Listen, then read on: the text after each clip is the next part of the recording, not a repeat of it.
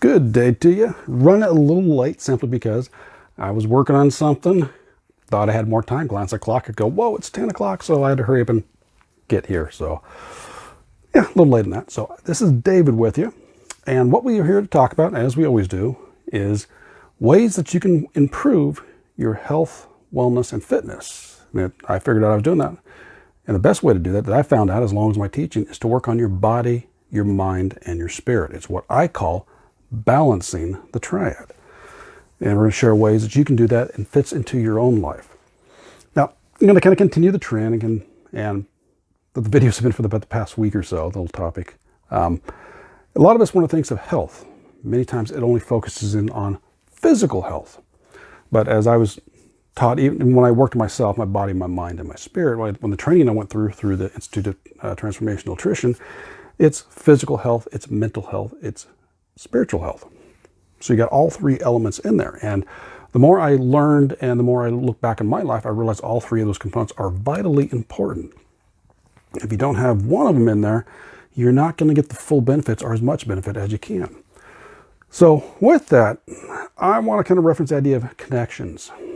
And I guess this definitely go through and work on, when it brings spirit, we're looking at basically, I guess what I covered yesterday, we're going to cover in a slightly different direction.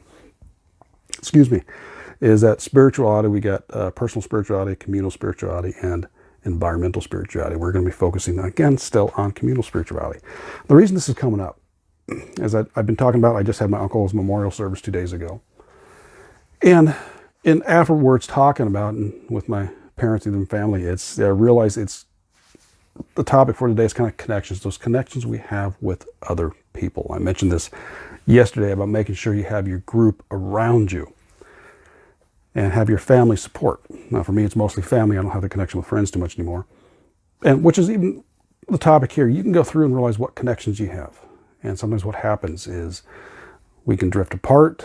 And with any relationship, it requires two people. You both have to work on it together. If one person's not, it's normally not going to work. I'm sure you've had your own experiences with that.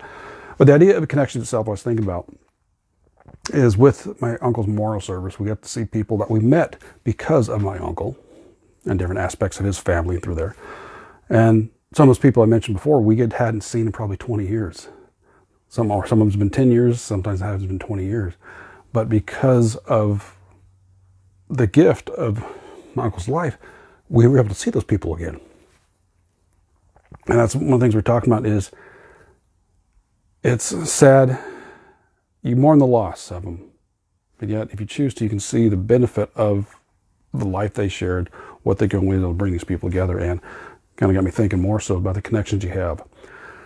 Again, similar to yesterday's video, but the idea is having those connections, especially as we get older.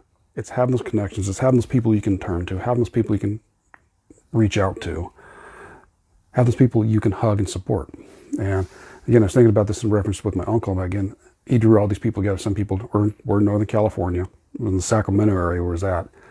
Matter of fact, the church was in Roseville. But he had people travel from Montana. People travel from Washington. So they traveled quite a ways just to pay tribute to my uncle.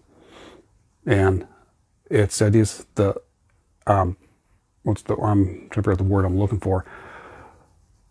The bonds, I guess it can be the bonds that he developed with those people, family and friends, which in turn, myself, my family, were able to have connections with them as well.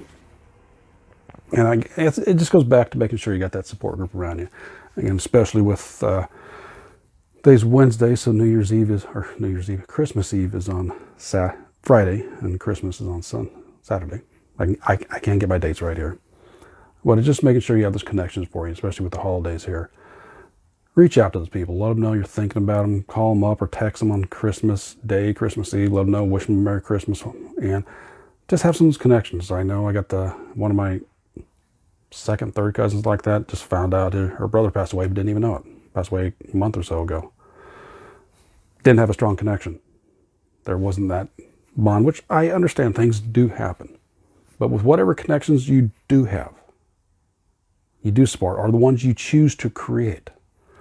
And yes, it takes two, because you can reach out to someone, try to make connection with them, and they might not have nothing to do with you. That's sometimes the way it goes. And doesn't mean it's easy. It can still be just as hard, because you might have a strong family member. You love them dearly. You want to see them. You want to know what's going on in their life, and they want nothing to do with you, and that's hard. And yeah, experience that. So you just got to say, okay, let it go the best you can and move on.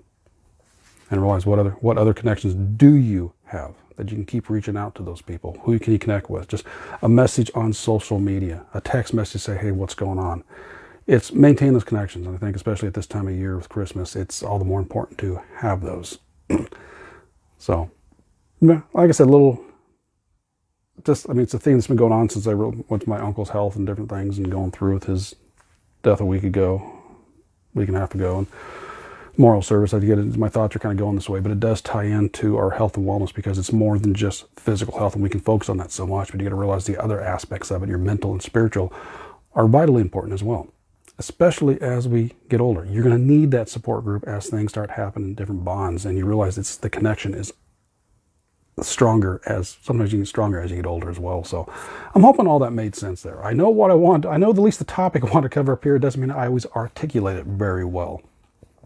And this is one of the ones I found a little challenging, but I hope I got the idea across. And if you want to, you can go and share your thoughts on that. Where have you had the strong connection and bonding, having those connections with other people, your group, your tribe, your family, especially at this time of year?